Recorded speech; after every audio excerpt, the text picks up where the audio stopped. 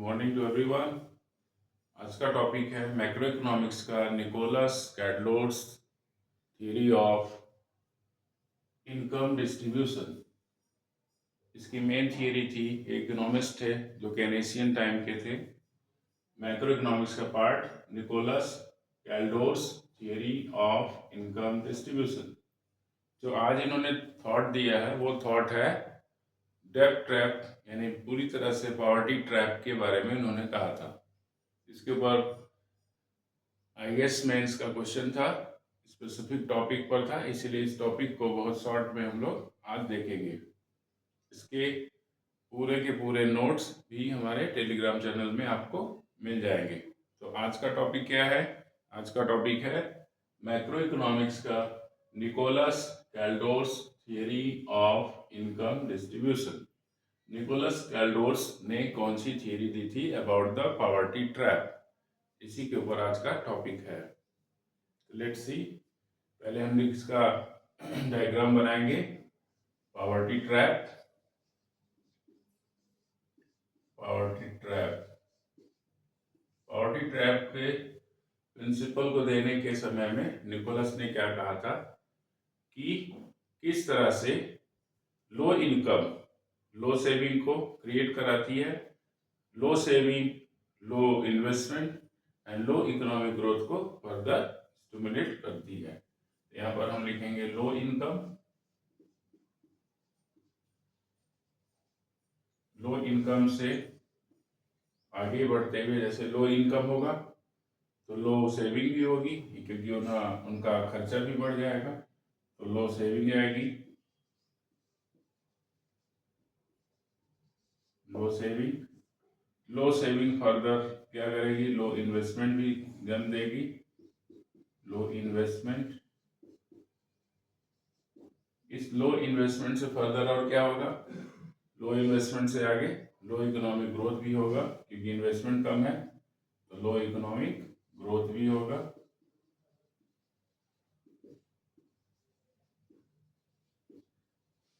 अभी लो economic growth हो गया तो पूरी तरह से फिर से लो इनकम हमारी आ जाएगी। ये पूरा का पूरा सर्किल चलेगा। अब इसी सर्किल को हम दूसरे तरीके से देखेंगे, जिसमें देखेंगे डेवलपमेंट पर क्या फर्क पड़ता है। इसमें देखेंगे लो लेवल ऑफ एजुकेशन होगा, यानी फर्दर हम ह्यूमन कैपिटल फॉर्मेशन भी अच्छा नहीं कर जाएंगे। लो लेवल ऑफ ह्यूमन कैपिटल भी होगा, ह्यूमन कैपिटल फॉर्मेशन, इसको हम एजुकेशन से भी रिलेट कर सकते हैं। यानी अगर हम इसको लिखें लो ऑफ एजुकेशन लेवल तो भी हम सही हैं, लो ऑफ एजुकेशन लेवल। अब लो ऑफ एजुकेशन लेवल आएगा, ह्यूमन कैपिटल फॉर्मेशन को आप जानते हैं कि एजुकेशन सबसे बड़ा इंडिकेटर है, एजुकेशन हेल्थ सबसे बड़ा इंडिकेटर है जो हमारे इस ह्यूमन कैपिटल फॉर्मेशन को बढ़ाता है। लेकिन इसमें जैसे लो इनकम होगी, लोगों के पास इतने पैसे नहीं होंगे कि वो हाई एजुकेशन कर सकें, और उनकी लो एजुकेशन होने से फर्दर उनका लो level of human capital formation हो जाएगा।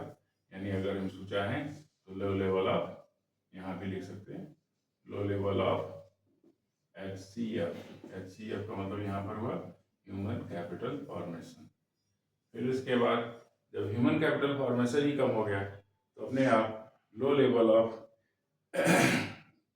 प्रॉफिटेबिलिटी भी आएगी, यानी उनका प्रॉफिट भी कम हो जाएगा। इसका मतलब है इनकी प्रोडक्टिबिलिटी भी कम हो जाएगी। तो यहाँ पर आ जाएगा क्या, लो लेवल ऑफ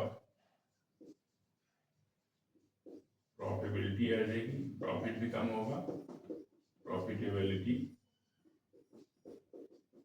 और फर्दर ये लो लेवल की इनकम को जनरेट करेगा।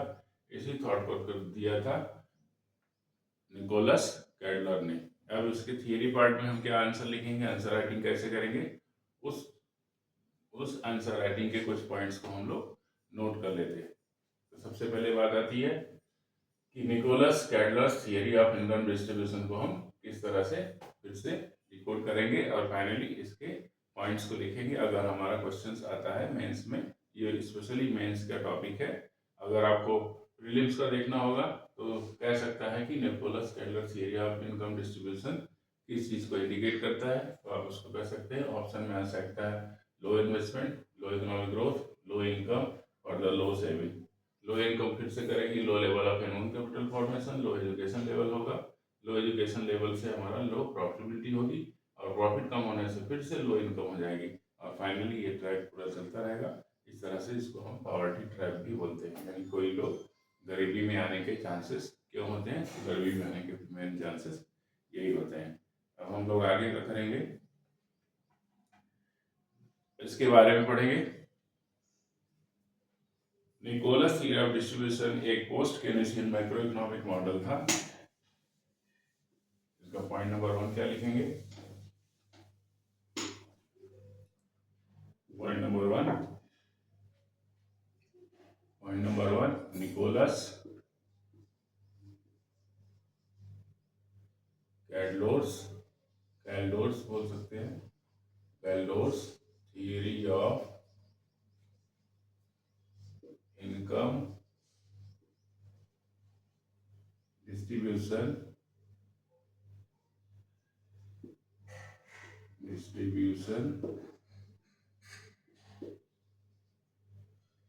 was a post Keynesian economic theory।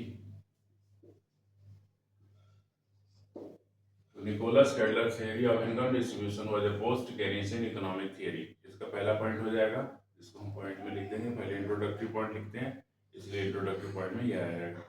अब इसमें क्या एक्सप्लेन करता है, ये income is distributed between wages and profit based on the saving. इसको क्या बताएगा ये, दिस इनकम इज, क्या इनकम हो रही है, डिस्ट्रीब्यूट हो रही है। इनकम इज डिस्ट्रीब्यूटेड between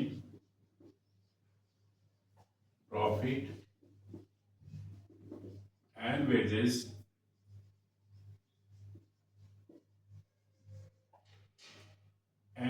तो वेजेस कौन लेता है, लेबर। प्रॉफिट कौन लेता है, ऑर्गेनाइजेशन। तो पूरी की पूरी इनकम थियरी दो पार्ट में डिवाइड कर देता है, एक प्रॉफिट और एक वेजेस के लिए, जिसमें वेजेस होगा लेबर के लिए और प्रॉफिट होगा, आप जानते हैं कि इंटरप्रेनर के लिए। इंटरप्रेनर जो इंटरप्राइज चलाएगा उसको प्रॉफिट मिलेगा, यानी इनकम उसको डिस्ट्रीब्यूट होगी, और दूसरी इनकम डिस्ट्रीब्यूट होगी जो उसके फैक्टर्स ऑफ प्रोडक्शन होंगे, जिनको आप लेबर बोलते हो। इस तरह से उसने ये कहा था कि income is distributed between wages and profit based on saving behavior, based on saving behavior।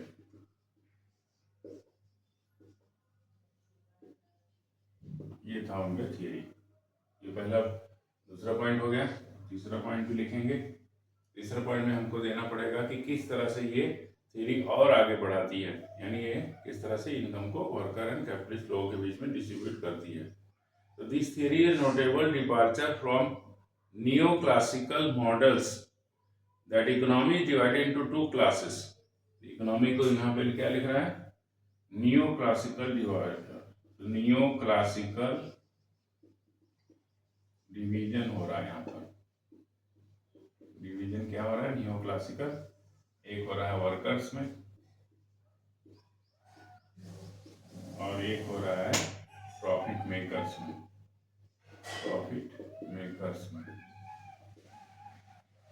ये थियरी है प्रॉफिट मेकर्स और वर्कर्स के बीच में। इसको आप बोल सकते हैं कि ये नया क्लासिकल डिजाइन था और इसमें दो लोग को पार्टिसिपेट कर रहा है। तो इस तरह से इनको दो क्लासेस हो रहा है। तो जो वेजेस लेते हैं उनको हम डब्ल्यू से यूज कर लेते हैं, और जो प्रॉफिट लेते हैं उनको पी से कर लेते हैं। इस तरह से नियो क्लासिकल में आ जाएगा W+P, यानी वर्कर्स के लिए वेजेस और हमारे इन सभी इंटरप्रेन्योर के लिए प्रॉफिट में कन्वर्ट हो जाएगा। ये हो गया आपका न्यू क्लासिकल। दो क्लासेस का डिफर हो रहा है। अब टोटल इंडिपेंडेंस कैसे, टोटल इन्वेस्टमेंट किस पर डिसाइड हो रहा है, टोटल इन्वेस्टमेंट जो है determine independently of the models other variable. It is exogenous factor, Keynesian mechanism में आता है, यानी की मैकेनिज्म में आता है। This theory is cold insight is that ये पूरा का पूरा हमें बताती है कि investment in the economy determines that distribution of income needed to be generate saving that finance that investment। इसका मतलब क्या है, पूरी की पूरी इकोनॉमी में इन्वेस्टमेंट डिसाइड करेगा इंडिपेंडेंटली इकोनॉमी में क्या होगा, प्रॉफिट मेकर्स को प्रॉफिट मिलेगा और वेज अगर कम है तो उनकी लो लेवल ऑफ इनकम हो जाएगी। इस तरह से ये टॉपिक हमारा क्लियर होता है। ये आपका आज का टॉपिक था, इसको हम बोलते हैं कि निकोलस कैटलर्स इकोनॉमिक इनकम